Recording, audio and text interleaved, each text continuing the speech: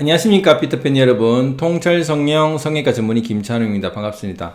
오늘 주제는 인공보형물 코성형에 관련돼서 설명드리고자 합니다. 인공보형물의 가장 대표적인 것이 이제 실리콘이 있고 고어텍스 또는 매드포화 등이 있습니다. 그 중에서 이제 실리콘을 가장 많이 쓰긴 하지만 제가 특정 물질을 가지고 얘기를 하면 또 오해를 사실 수가 있기 때문에 전체적으로 인공보형물이라는 용어를 쓰도록 하겠습니다. 이런 인공보형물을 넣었을 때 자가 보형물보다 염증이 왜 많이 생기는지 궁금해 하시는 분들이 많을 것 같습니다. 그리고 의사 선생님들한테 물어보면 대부분 또 인공보형물 코성형을 많이 하시다 보니까 염증은 자기 체질이다 라든지 정확하게 이해가 안 되는 식으로 얘기를 하는 경우가 있기 때문에 한번 준비를 해보았습니다. 인공보형물을 넣었는데 어떤 사람은 괜찮고 또 어떤 사람은 괜찮지 않고 또 처음에는 괜찮았다가 나중에 문제가 생기는 경우도 볼 수가 있죠. 그러면 인공보형물이 왜 염증이 생기면 생기고 왜 또 지금 안 생기고 나중에도 생기는지 또 10년 뒤에도 생길 수 있는지 이런 부분에 대해서 설명드리고자 합니다. 우리 몸에 어떤 이물질이 들어오면 이물질 반응이라는 게 있습니다. 우리 몸은 실리콘인지 고어텍스인지 이런 것을 정확하게 구분하기가 어렵죠. 그렇지만 우리 몸에 아닌 것이 들어왔다 그러면 이물질 반응이 생깁니다. 그래서 이물질이 작으면 매크로페이지라는 탐식세포가 잡아먹어서 작은 것은 없어지긴 하는데 이런 실리콘이나 고어텍스 같은 호보형물 들어가는 큰 이물질이라면 이것을 없앨 수가 없습니다. 그러면 캡슐로 싸게 됩니다. 우리 몸과 이런 인공물질을 구분을 해서 우리 몸에 문제를 일으키지 말라고 캡슐을 싸게 되는 것이죠. 그런데 초반에 문제가 생기는 경우가 있습니다. 그럼 왜 초반에 문제가 생기는 경우가 있냐면은 우리가 절개를 했었을 때 피부를 절개를 하면 림프관도 잘리고 미세한 신경도 잘리고 그 다음에 혈관도 잘립니다. 그 중에 큰 혈관은 지혈을 하면 되지만 미세한 림프관은 지혈을 할 수가 없습니다. 왜냐하면은 보이질 않기 때문이죠. 투명한 관이기 때문에. 근데 그 투명한 관에서 깨끗한 물이 흘러나오면 실리콘이나 고어텍스에 문제가 생기질 않는데 림프관 안에 오염된 물이 나온다 라고 생각을 했었을 때 실리콘이나 고어텍스, 매드포화 같은 인공보형물을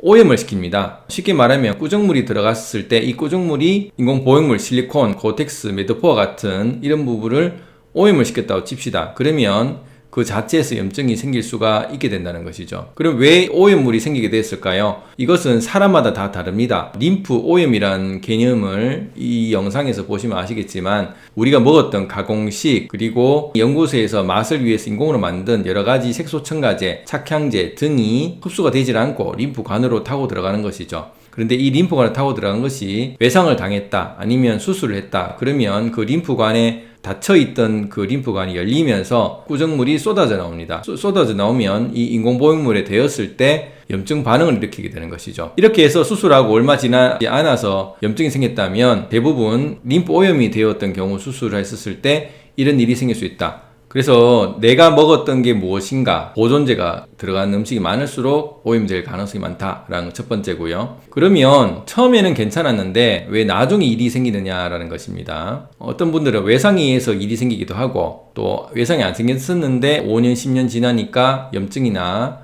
아니면 구축 반응이 생기더라는 것이죠. 그것은 잠을 잘 못 잤을 때 생깁니다. 아니면 큰 스트레스를 받았을 때 생기는 것이죠. 잠을 잘 못 자면 림프관이 원래는 그대로 있는 것이 아니라 림프관이 안쪽에 흡수가 되면 림프관이 많이 쓰이면 잘못하면 구멍이 생길 수 있기 때문에 다시 재생이 돼야 되는데 그 자는 시간이 밤 10시부터 새벽 6시, 5시까지 자고 있어야지 림프관이 재생이 되는데 이 성장 호르몬의 영향을 받지 못해서 계속 잠을 못 잤다. 예를 들어서 누가 돌아가셔서 3일 밤낮을 샜다. 그러면 3일 동안 재생을 못했기 때문에 림프관에 구멍이 생깁니다. 그러면 마치 외상을 입었을 때와 같은 원리로 림프 누수가 생기고 림프 누수가 만약에 오염물질이 안에 들어가 있었다. 즉 가공식을 많이 먹었다면은 그 오염물질이 흘러나오는 것이죠. 그렇게 해서 인공보형물이 염증이 생길 수 있다는 것입니다. 이렇게 인공보형물은 수술하고도 염증이 바로 생길 수가 있고 수술하고 나서 괜찮았다가도 나중에 생기는 원리가 결국 먹었던 음식과 그리고 자는 습관과 생길 수 있다라는 이야기를 오늘 드렸습니다. 오늘 어떠셨습니까? 이런 인공보형물은 얘기 꺼내기가 조금 민감해서 여기까지 말씀을 드리지 않았지만 워낙 인공보형물에 대한 부작용이 속출하고 있다 보니까 이런 경각심을 알리기 위해서 오늘 주제를 삼았기 때문에 혹시 이런 인공보형물을 쓰시는 선생님이시라도 이런 사실을 알고 인공보형물 자체가 문제가 있다 아니면